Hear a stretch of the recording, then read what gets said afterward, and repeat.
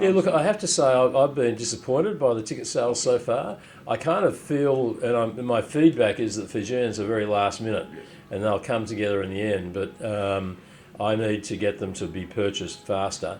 And I've yesterday been, and it's in today's paper, highlighted that if we can't get a sellout, then there won't be a live television broadcast.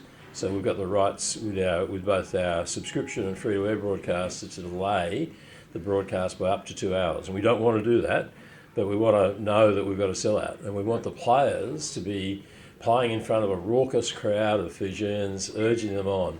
That's what they've missed this year. It's what they're looking forward to. So I just ask all Fijians, go down to your local Post Fiji office, buy tickets, support the team, do it soon, because it wouldn't surprise me if we get a surge and there's a sellout well before the game. Right.